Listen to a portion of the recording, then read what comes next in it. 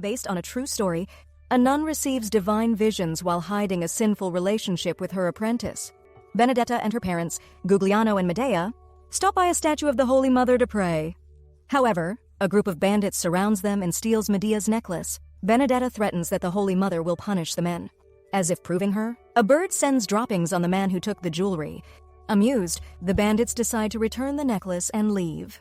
This allows the family to reach Pescia. Upon arriving at the monastery, Guglielmo offers Abbas Felicita fruits and wine for taking his daughter, promising to send more yearly.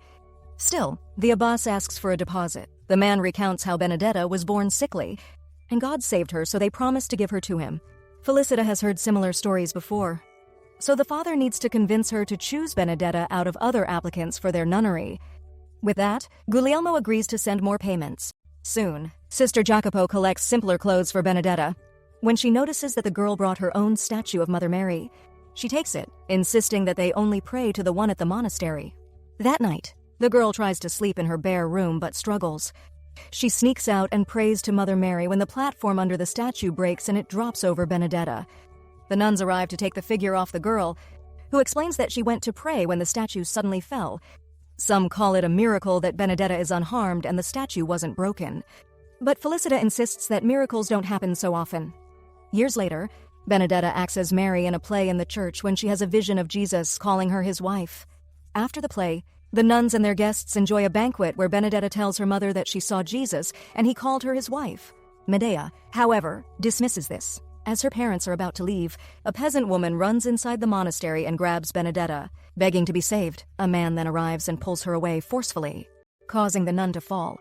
Because of this, Guglielmo knocks the man down. Felicita stops the fight, and the desperate woman, Bartolomea, tells the abbess that she loves Christ, so they should let her stay in the monastery. The man reveals that he's her father, and they don't have money to pay for the monastery. Pitying her, Benedetta asks her parents to help, so Medea spontaneously offers to pay for Bartolomea's stay. Guglielmo complains about this, but the abbess sees an opportunity and reminds the father that the rich cannot enter heaven, so she encourages him to save the woman. Convinced, Guglielmo agrees and even pays Bartolomea's father to leave the woman alone. That evening, Benedetta helps Bartolomea bathe to prepare her for her new life. During this, the apprentice slips, leading the nun to awkwardly touch her. This sparks something in Benedetta, but she ignores it. She soon notices the bruises on Bartolomea's legs. So the new apprentice shares that after her mother died from the plague, her father tried to take her as his new wife. She refused, but he forced her, like how her brothers used her before. This was why she wanted to escape. Benedetta comments that beauty can sometimes be a curse, which surprises Bartolomea since she's never had a mirror to see her reflection. With this in mind, the woman approaches the nun closer to see herself in Benedetta's eyes. Just then, Sister Christina finds them, so the two head back to their rooms. Before parting ways, Bartolomea kisses her new friend. This makes Benedetta nervous, so she prays in her room to have someone else teach the woman since she can't do it. The next day, during choir practice, Bartolomea looks over Benedetta's shoulder to see her notes but gets tempted by the woman's figure. So she touches her. Benedetta gasps at her touch and sees a vision where snakes surround her. Jesus arrives and slices the monsters, warning her that the demons are trying to keep her away from him. He assures her that they won't be separated before kissing the woman. However, this has her acting out the events, making the others watch her with worry. Later, she confesses to Father Paolo that she keeps seeing Jesus, but she was afraid when she had the visions. Paolo thinks her visions might be false since Christ would have filled her with joy. One day as the nuns work, Bartolomea accidentally bumps into Christina, making her drop spools of threads into boiling water. This leads to the two arguing, so Benedetta steps in, pointing out that the apprentice was careless. She orders Bartolomea to remove the spools from the hot water, or she'll send for her father to take her back. Afraid, Bartolomea plunges her hands into the boiling pot. But luckily, Christina pities her and makes her stop. Because of this, Benedetta is sent to the abbess's office, but denies wanting to punish Bartolomea for her mistakes. Instead, she wanted to deliberately hurt her, though she doesn't know why. She insists that she doesn't hate the woman. But when asked if she has feelings for her, Benedetta hesitates before clarifying that she sympathizes with her. As punishment, Benedetta is ordered to assist the sticky Jacopa. She proceeds with her task that night and sees bloodstains on Jacopa's bedsheet. When she tries to help the woman with her dress, Jacopa refuses. So Benedetta reminds her that pride is a sin. The older woman notes that everyone has sinned, like how she was born Jewish, and the other nuns have had children before entering the monastery. As penance, Jacopo reveals a wound on her chest, which she believes is a sign from God. With an idea in mind, Benedetta takes a golden plate from the hallway and uses it as a mirror to see her body. Conflicted, she starts praying again. The following day, everyone wakes to Benedetta threshing in bed. A doctor sedates her in the evening, but can't figure out what's wrong with her. As Benedetta sleeps later, Bartolomea visits her, confessing that she wants to be with her. She then kisses the woman before leaving. The event has Benedetta dreaming about bandits attempting to force themselves on her. Fortunately, Jesus arrives and kills the man, saving her. The woman thanks him, only to discover that her savior isn't Jesus after all. The unknown man slaps her and slices at her chest, making Benedetta scream in real life. So the nuns sedate her again. One morning, Benedetta wakes up to learn that Bartolomea is assigned to watch over her while she's ill. The woman questions if Bartolomea intends on tormenting her, but she denies this. While fixing up their room, the apprentice finds Benedetta's old statue of the Holy Mother that she'd hidden in her dresser. Learning that it's her mother's, Bartolomea sets it up in the room to appease the woman. And it works. The two prepare for bed that evening, so Benedetta draws the curtains between them for privacy. However, her companion deliberately drops her robes on the floor to make her pick them up, allowing Bartolomea to see her. The woman just says that it's a joke before going to bed, though she can't help but think of her companion's body as she goes to sleep. Later, Benedetta dreams of Jesus asking her to show herself to him. When she points out that she's not allowed to, he assures her that she shouldn't be ashamed in front of him, so she does as she's told. At his command, Benedetta reaches her hand to his, and she starts feeling pain. Bartolomea wakes up to hear her crying, and when she checks, she finds wounds on Benedetta's hands. In the morning, Benedetta presents her wounds on her hands and feet similar to Jesus Christ's. Thinking that this is a stigmata that identifies her as a holy woman, many of the nuns kneel before her, though Felicita is doubtful. She later asks the woman if she was praying when the wounds appeared, so Benedetta tells her that it happened while she was dreaming. Felicita remarks that all holy figures who received the wounds got them during prayer, but Bartolomea insists that Benedetta is telling the truth. Abbot Alfonso, the head of the monastery, is soon called to investigate Benedetta's stigmata, which won't stop bleeding. However, her forehead doesn't have marks for Jesus' crown of thorns. Still, the abbot considers believing Benedetta, much to Felicita's surprise.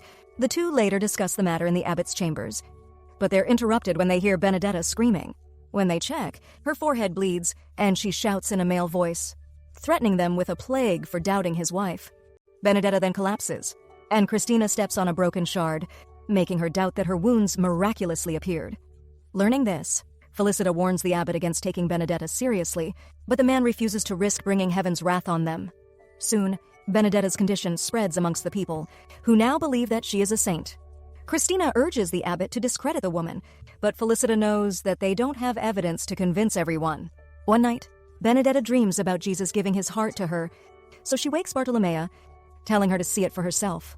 With this, Bartolomea reaches to her chest, and the woman gasps at her touch. The leaders of the monastery eventually appoint Benedetta as the new abbess of the nunnery, believing that Jesus chose her. Christine protests, saying that the nuns should choose their abbess. Alfonso asserts that this is God's will, while Felicita orders Christina to stand down, accepting her demotion. After this, Felicita gathers her belongings from the chamber but reveals a hole in the wall before leaving. Benedetta and Bartolomea arrive afterward, but before they can get comfortable, they learn that Jacopo's condition has worsened.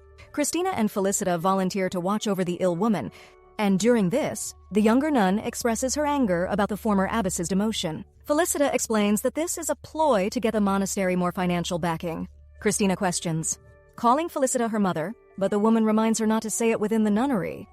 Felicita advises her daughter to stop fighting since it will put a target on her back before leaving. Just then, Jacopo wakes from a nightmare before passing away. Thinking that this is an omen, Christina approaches Paolo and lies that she witnessed Benedetta inflicting the stigmata on herself. That evening, Benedetta teaches Bartolomea how to write when the latter uses the chance to kiss the new abbess. When she doesn't reject it, the two take their activities to bed. The next day, Paolo encourages Christina to tell everyone what she confessed to. Hesitantly, the woman tells them that she saw Benedetta inflicting the wounds on herself.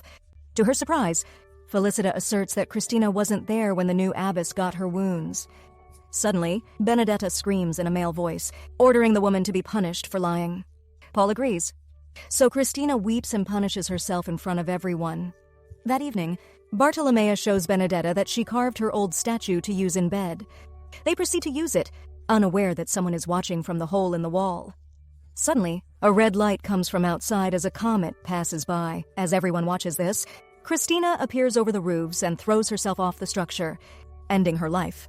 Felicita rushes to mourn her daughter, but Benedetta reminds her that she must bless her body since Christina took her own life, which is considered a sin. Instead, Felicita tackles the woman, blaming her for her daughter's death until the others pull her away. Having lost everything, the former abbess heads to Florence that evening. Benedetta assumes that the former abbess plans to speak to the bishop to discredit her. This worries Bartolomea, revealing that she also thinks Benedetta's miracles aren't true. The woman insists that God was speaking through her, but when she encourages Bartolomea to touch her, she refuses, disgusted that Benedetta truly believes that she's holy, yet spends private time with her. This leaves Benedetta to satisfy herself, but she breaks down in tears afterward. Suddenly, she gets a moment of clarity as she predicts that everything will soon be revealed. The following day, Felicita arrives at Florence where the people suffer from a plague. She reports Benedetta's activities with Bartolomea to the bishop and urges him to visit the nunnery to see it for himself. That night, the monastery holds a procession to beg for mercy as the comet still looms over them. Alfonso reminds everyone that, in the Bible, when a great star fell from the sky, it was a sign of an epidemic. Terrified, everyone kneels to pray except for Benedetta. She approaches the crucifix and kisses the ground before it. The next morning, afterward, she thanks God and tells everyone that the comet is a sign that he's protecting them from the plague. With that, everyone praises God and Jesus. Benedetta then approaches the village's knights and orders them to close the city gates and not let anyone in or out. As the nuns head back inside, Benedetta suddenly collapses. The following day, Felicita and the bishop arrive at the city gates but are refused entry. Alfonso meets with them, so the bishop announces that he's there to meet Benedetta. However, the abbot reveals that their abbess passed away this morning. Not backing down, the bishop insists on holding her funeral, but the knights aim their weapons, insisting that they cannot enter. Still, the man argues that they're sent by God, so Alfonso has no choice but to let them in. The group rushes to the monastery's church, where they find Benedetta's body. Seeing that she doesn't have the markings of the plague, the bishop blesses her when Benedetta suddenly wakes up and screams, begging Jesus to return. Tearfully, she claims that she was in heaven, but Jesus sent her back to save everyone from the plague. However, the bishop declares that hell awaits her and arrests her for her secret relationship. The following day, Benedetta is on trial, and Felicita testifies that she's seen the abbess sharing her bed with Bartolomea.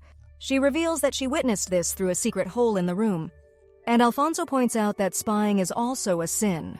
He believes that Felicita is spouting accusations out of jealousy. But the bishop reveals that the woman's testimony isn't their only evidence against the abbess. He calls on Bartolomea to question her, and she denies the accusations. Even when Felicita recounts how the woman carved a statue to satisfy Benedetta, this shocks the others while the bishop calls their actions blasphemous and deserves the death penalty. Still, he gives Bartolomea a chance to save her soul by confessing. But the woman asserts that the allegations are true. Because of this, the bishop and his men drag Bartolomea to the dungeon to torture the confession out of her. The abbess is soon called to speak to the bishop next. Noticing him massaging his feet, she offers to wash and massage them for him, though he wonders if she's seducing him. The woman returns the question, wondering how he'd be familiar with such actions. Just then, she notices something on his leg but doesn't tell him. Suddenly, the bishop's men arrive, bringing a wounded Bartolomea.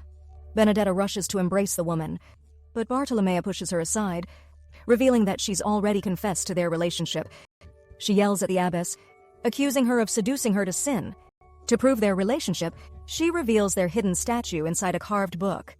Suddenly, the abbess yells in a man's voice again, accusing the bishop of mistreating his wife. The men take her away as Benedetta screams that they will all burn in hell.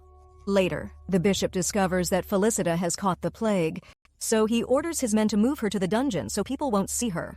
Benedetta is then imprisoned, while Bartolomea is expelled from the monastery. After all this, the bishop discovers lesions on his chest, revealing that he has also caught the plague. He hides this when another nun tells him that Benedetta requested to see Felicita to ask for forgiveness. Benedetta soon visits the former abbess and assures her that Christina is waiting for her mother in heaven. Felicita denies this, knowing that her daughter is in hell for taking her own life. The younger woman assures her that God knows she gave her life to him even though she didn't truly believe he existed. Felicita defends that God never spoke to her like he supposedly talked to Benedetta, but the other woman promises she will still be rewarded for her efforts. This confuses Felicita, but knowing that she's dying, she chooses to believe the woman she'd been trying to denounce.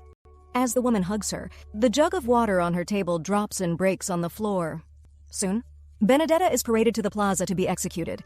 Bartolomea pushes herself against the crowd, begging for forgiveness, but the prisoner merely tells her that she was meant to be betrayed. As the bishop takes his place before the prisoner, he finds the villagers angry by his decision to execute the woman they think is a saint. He whispers to Benedetta that he will give her a less painful death if she admits her sins to everyone to quiet them down. Defiantly, she confesses only to being unable to protect her people. She then speaks again in a man's voice, showing stigmata bleeding from her hands as she accuses everyone of betraying the woman he loves. She casts a curse on them, and the people fear her, more so when Felicita stands beside her, showing her infection and thus proving that the plague has entered their city. The former abbess claims that the bishop is the one who brought the sickness to them, and this angers the man, so he orders them to be thrown into the fire. With that, Benedetta is tied to a pyre, but a man throws a rock at the executioner, making him drop the torch to the side of the kindling. This triggers the people to riot, and a few rush to save Benedetta from the flames. The bishop retreats, but the villagers corner him. Bartolomea helps in freeing Benedetta but discovers a shard from Felicita's water jug at her feet, revealing that this is how the woman caused the wounds in her hands. Despite this, she frees the woman. The villagers beat the bishop and tear his clothes, only to discover the lesions on his skin. Despite this, one woman stabs the man in anger. Benedetta calms the situation and offers to bless the bishop's soul. He asks if he'll go to heaven, and when she says yes, he concludes that she's still lying before taking his final breath. After this, Bartolomea pulls Benedetta away. Before leaving, they find Felicita approaching the pyre, ending her own life to join her daughter in heaven. The following day outside Pescia, Benedetta wakes up the church bells and discovers that the monastery is on fire. She plans to return to save it, but Bartolomea thinks it's pointless. Her lover offers to take her anywhere else, believing that the people might discover her lies and execute her if she returns. However, Benedetta believes that Jesus will protect her as she's fated to stay in the monastery. Hearing this, Bartolomea shows her the shard, revealing that she knows the woman faked her stigmata. Benedetta still believes that even if the villagers try to burn her again, she won't die. Realizing that the woman is mad, Bartolomea screams at her as Benedetta walks away, choosing the convent over her. After this day, Benedetta is imprisoned in the monastery until her death at the age of 70. Despite this, one of her predictions did come true since the plague never spread in Pescia.